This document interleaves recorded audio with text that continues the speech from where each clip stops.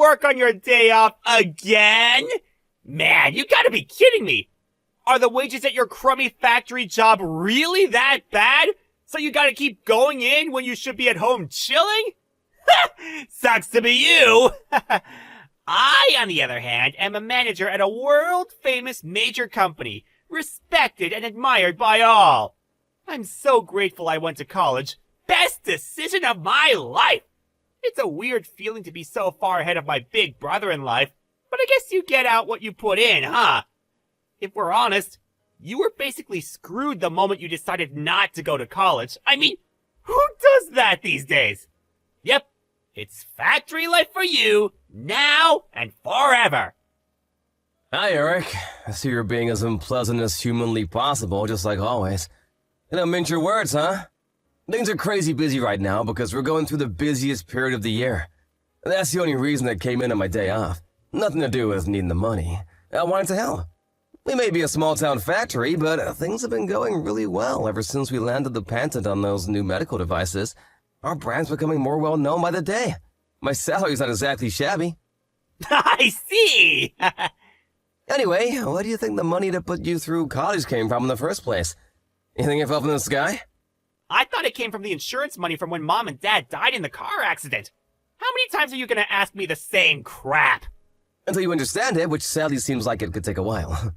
How many times do I have to tell you the payout from the crash wasn't that big? I tried showing you the insurance documents, so I'd finally go into that thick skull of yours, but you didn't even seem interested in looking. This is why you're poor, big bro. 'Cause you waste all your time doing useless stuff. Looking at a bunch of old documents isn't gonna make me rich, and it's not gonna magically turn you into a college grad. That's not the point. You're right. This boring crap ain't why I messaged you in the first place. Huh? Did you actually want to talk about something? Alright, so listen to this. You ready to be surprised? Me and Sandra, we're getting married! Oh, wait, what? That's Sandra? You mean the Sandra from our class at school? The one who people used to say was unobtainable? And out of everyone's league? Yep, that's her. So you know her then? Even though you're 10 years younger than me. That's weird. One of my classmates in middle school is related to her. I don't know her myself, though. I see. Well, if you know her, this should go a lot quicker than I expected. Did you know that her family are the biggest landowners in town? And how it's basically said that they run the place? I had heard rumors. You know how things get around. I heard that her dad's the head of the family right now. But his health isn't what it used to be, so either Sandra, or whoever Sandra marries, is set to inherit the position and take over as Don. Is that right? Bingo! I managed to bag myself the daughter of the most powerful family in town. That's why I'm cutting you out of my life. Excuse me? I'm confused. How are we getting from A to B here? What? Think about it. Can you imagine how embarrassing it's gonna be for me to explain to my rich new family that my big brother doesn't even have a college degree? Embarrassing? Living in poverty and destitution with you was also a big factor in my decision. I've been desperate to get away from all this, and away from you, for a long time now. That's why, as soon as I landed my job, I moved out and got my own place, alone. I just had to get some distance between us before I cracked up. Living in poverty and destitution? Come on, Eric, that's not fair. Look, I know the period just after Mom and Dad died was rough, but things got better after that. I did my best to give you everything you needed. Nope! You're missing the point. I'm talking about way before that. Your life was an epic dud at the point you decided not to go to college. That's where me and you, we parted ways, even if we were still together physically. You know, the people you associate with in life are important. Right, bro? We influence each other, and I can't risk being influenced by a loser like you a second longer. My marriage to Sandra will be the beginning of my glamorous new life of celebrity and luxury. I'll be loved, admired, and adored by all. Signing autographs will be a daily occurrence. I can't wait. You're nothing but an eyesore getting in the way of my bright, promising future. Your very existence is jeopardizing my shot at true happiness. I see. I did kind of get the feeling you were looking down on me for a while now, but I had no idea you hated me this much. Back when Mom and Dad died when you were 5, I did everything I possibly could to make sure you had everything you wanted. I wanted my little brother to be happy, I never asked for a foster dad, especially not one without a college degree. This could have all been avoided if you just accepted Uncle Jim and his wife's offer to take me in. But you had to be stubborn and turn them down so you could play the hero, didn't you? This is all your fault! Huh? Uncle Jim? Are you still in contact with Uncle Jim? Why wouldn't I be? He's the only relative I have left. You make a big song and dance of being the one who got me through school and into college. But in reality, it was thanks to Dad's insurance money, wasn't it? And who told me all about that money? Uncle Jim. Huh? Is that why you believed everything he said and wouldn't even hear out what I had to say? I told you to stop speaking to him, Eric. All he's ever done is fill your head with convenient lies so he can manipulate you in his own ends when you grew up. How could you see what he's doing? That's why I refused his offer of taking you in. It was never about caring about you or wanting what was best for you. He's a greedy man whose only goal in life is lining his own pockets. You can say whatever you want. Pretty convenient how he's not here to defend himself, isn't it? It ain't gonna work with me, so you may as well stop wasting your breath. I see.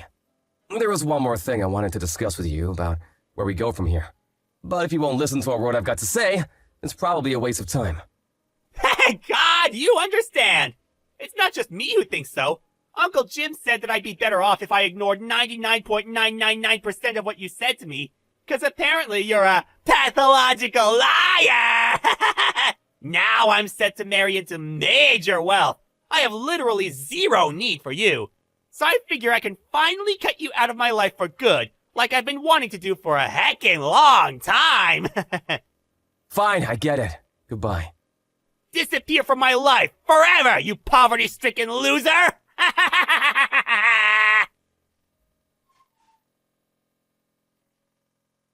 Hey, Ross, you got a minute? Good evening, Ginny. How's it going? Is this about what we talked about before? No, it's about something else this time. Have you heard about your little brother's engagement? Huh? Oh, that. Sadly, yes. He was bragging about it a few days ago. Oh, yeah, I totally forgot. You and Sandra are related, aren't you? I remember hearing that. Yep, you heard right. We're second cousins. Look, Ross, there's something I think you should know about this engagement. What is it? I'm just gonna come straight out with it, no matter how weird it might sound. Your little brother Eric's involved in a plot with your Uncle Jim and his wife. Huh? I happened to see Eric drinking with his friends at a local bar. I think he's a regular there. I've seen him a few times before, too, if I'm not mistaken. Anyways, it seemed like he was celebrating something, and he got blind drunk. I don't make a habit of eavesdropping on people, but he was so loud I couldn't help it. He said some things. I want to tell you everything, but I'd rather do it in person. Can we schedule a meet sometime? You're free tomorrow afternoon? Yeah, it's my day off tomorrow. I'll leave the time and place to you. All right, thanks, Ross. I'll message you tonight with the details as soon as I've decided on somewhere. Got it. Thanks for taking the time to meet today, Ross. Not at all. I should be the one thanking you. I'm so sorry for all the trouble my brother and uncle have caused you. You haven't done anything wrong, Ross. You don't need to apologize to me. But as for the matter at hand, it seems like the Three Stooges are preparing to put their little plan into action soon. Right. I'm gonna stick to my guns and keep my distance from them, just like I declared back then. There's nothing to gain from associating with people like that. Good idea. And I couldn't agree more. They're toxic through and through. I think it's for the best. That means we're gonna be speeding up that thing we discussed earlier, okay? Okay, got it. I'll make my preparations for moving ASAP.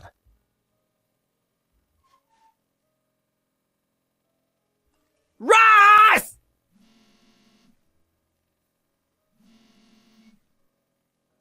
You know something about this, don't you?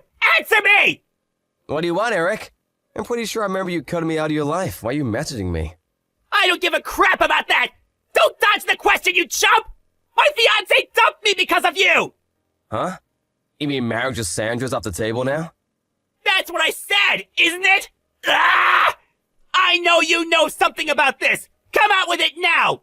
What did you do? Well, you knew it was a tradition in her family for daughters to get their whole inheritance when they marry, right? I wonder if her dumping you had something to do with finding out she had your sights on her money. What? Or could it be something to do with how you, Uncle Jim and his wife, were all conspiring behind their backs? To use her money to prop up Uncle Jim's failing company? He's been in the red for years now. Everyone knows he's been desperate for someone to bail him out for ages. You realize from an early stage that if you could just worm your way into Sandra's family line of succession like the honorless slug you are, you'd have a shot at that money, right? Wait, how did you? They all seem pretty likely candidates as to why you're all alone. What do you think? What do I think? I think you're gonna pay for this, you big idiot! Ah! Anyway, Sandra was gonna be my wife! What the hell does what I was gonna do with her money have to do with anyone else? Nothing! It would have been my property the moment we tied the knot! And there we have it, your true intentions. Huh? Or your true nature, I should say. I can't help but feel some responsibility for what a reprehensible scumbag you turned into, given I played a pretty major role in bringing you up since you were 5. Where did I go wrong? Get off your high horse! I don't remember you being my dad! You're just some poverty-stricken loser who never gave me any money! You have no idea, huh? You still think your college expenses came from some magical never-ending insurance fund, don't you? Well, I've got news for you, boyo. What? It's the truth, isn't it? That's how I went to college! You'd have known this if you had any interest in your family. But even while Mom and Dad were still alive, our family never had much money. Huh? I'm pretty sure I mentioned this before, but Mom and Dad were employees at Uncle Jim's company. They'd been there close to a decade at the time of the accident. But Uncle Jim, being the stand-up guy he is, used Dad's quiet, conflict-averse personality as an excuse to drop his salary as low as he possibly could. No one could never dare question it. The name on Dad's insurance policy wasn't mine or yours, but Uncle Jim's. What little savings Mom and Dad did have were blown on a huge, unnecessarily extravagant funeral by Uncle Jim. So he could point and say, "Look what I did," while bragging to everyone about what a great send-off had given them. That flashy funeral wasn't just paid for by Mom and Dad's savings either. He also borrowed from some of his friends and refused to pay them back afterwards, leaving them penniless. What the hell? Uncle Jim did all that stuff? If I was older and knew more about the world back then, I would have done whatever I could to stop him. But I was a middle school kid who just lost his parents in a horrific accident. I could barely even process what was going on, so I was in no position to do anything about him. He took everything. Insurance money, Mom and Dad's savings, and even stole from his friends. Uncle Jim did that? That's not even the last of it. After that, I caught wind of his plan to take custody of me and you, so he could exploit us as free labor at his company one day, when we were old enough to start working. Knowing what he was like, I was sure that was his aim, and I was willing to stop at nothing to prevent him getting his way. He'd taken everything by this point. There was no way I was going to let him turn us into slaves. But then you grew up, went out into the world, developed ideas and desires of your own, and, well, you did what you did. I was never going to be able to control you forever, and that's where we are now. How could this be? No! No! This can't be happening! This isn't the first time you've done something like this. The signs have always been there. Ah! I should have known back then when you looked down on me and wouldn't listen to a word I said, even back then. And you know what? There was a part of me that had my suspicions, but I didn't accept my own little brother thought so little of me. I mean, who would? Wish I'd noticed sooner. But I deluded myself with a comforting lie. Ross! But you're an adult now. It's time for you to decide on your own what kind of life you want to live. For you to make your own mistakes, and to suffer the consequences of them too. What? On my own? I won't be there to get you out of trouble anymore, Eric. Ross! No! Please!